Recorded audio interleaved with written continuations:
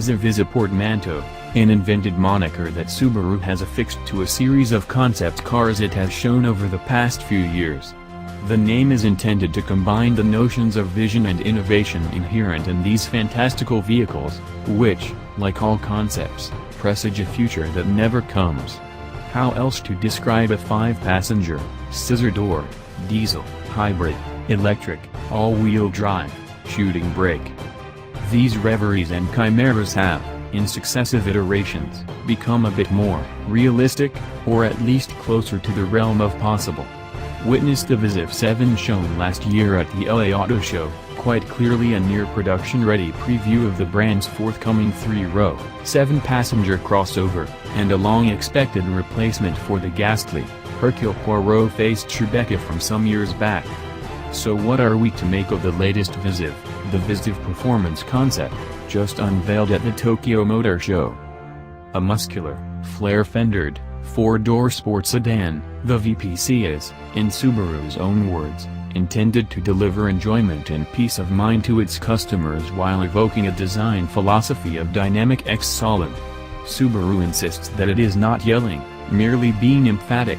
The vehicle is also meant to integrate the latest in driver assistance technology, built around Subaru's eyesight distance cruise control and collision prevention system.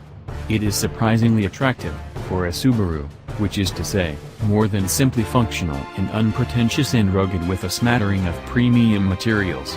It looks kind of French. We utilized traditional Subaru shapes like the flared fenders in the hood scoop, says Mamoru Ishii, general manager of the design department's product planning division.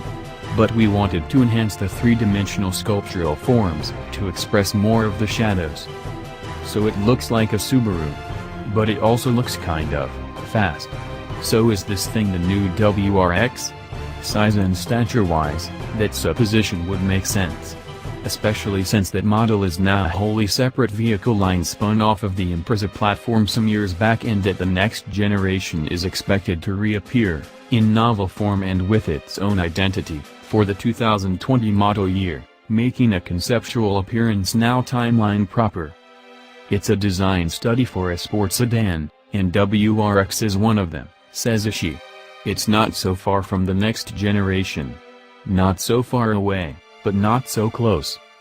Given these obvious hints, we wonder a bit about the focus on driver assistance technology. Sure, it seems like computer assistance can be a useful tool for teaching a racing line, or for providing a fun, roller coaster-like top-speed tier. But the very idea of a self-driving Subaru has always seemed a bit anathema to us. The brand is known for owners that venture off-road, take actual, not solely virtual, adventures and purchase vehicles with manual transmissions at higher rates than any other marquee. This is driver assistance, not self-driving, Ishii says. Driving by a driver is still very important to us. So we don't think it contradicts what we are doing right now.